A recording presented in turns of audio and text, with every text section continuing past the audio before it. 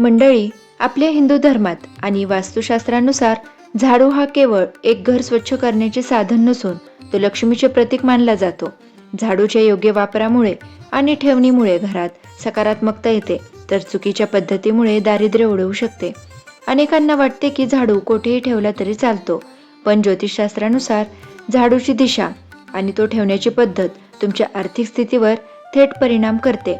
झाडूचा अपमान म्हणजे प्रत्यक्ष लक्ष्मीचा अपमान मानला जातो. म्हणूनच या संदर्भात काही विशेष नियम आहेत, ते प्रत्येकाने पाळायला हवेत.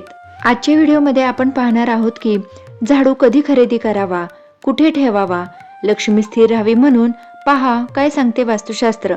आता पाहू झाडू कधी खरेदी करावा आणि कधी फेकावा. नवीन झाडू खरेदी करायचा असेल तर तो बुधवारी किंवा शुक्रवारी खरेदी करावा. हे दोन्ही वार लक्ष्मी आणि कुबेराशी संबंधित असल्याने शुभ मानले जातात.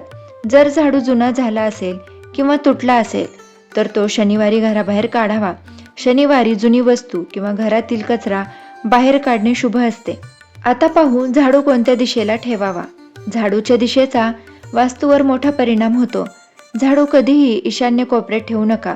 ही दिशा देवदेवतांची मानली जाते. तिथे झाडू ठेवल्याने घरातील बरकत कमी होते असे मानले जाते. झाडू नेहमी दक्षिण किंवा पश्चिम दिशेला ठेवावा.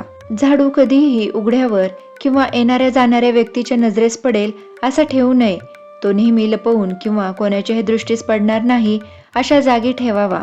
त्याबरोबरच झाडू कसा ठेवला आहे यालाही तितकेच महत्त्व आहे. झाडू नेहमी आडवा करून ठेवावा. असे करणे अत्यंत शुभ मानले जाते. झाडू कधीही भिंतीला टेकवून उभा ठेवू नये.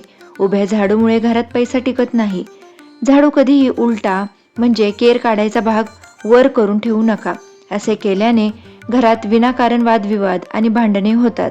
त्याचबरोबर झाडूला कधीही पाय लावू नका किंवा तो ओलांडून जाऊ नका. सूर्यास्तानंतर घरात झाडू कधीही मारू नये, त्यामुळे लक्ष्मी घरातून बाहेर जाते असे मानले जाते. मंडळी, झाडूशी संबंधित हे छोटे छोटे बदल तुमच्या घरातील गरिबी दूर करून आनंदाचे दिवस आणू शकतात. हे नियम तुम्ही सुद्धा पाळून पहा आणि तुमच्या अनुभवात काय बदल झाला हे आम्हाला कमेंटमध्ये नक्की कळवा. माहिती आवडली असल्यास व्हिडिओला लाईक आणि शेअर करायला विसरू नका. धन्यवाद.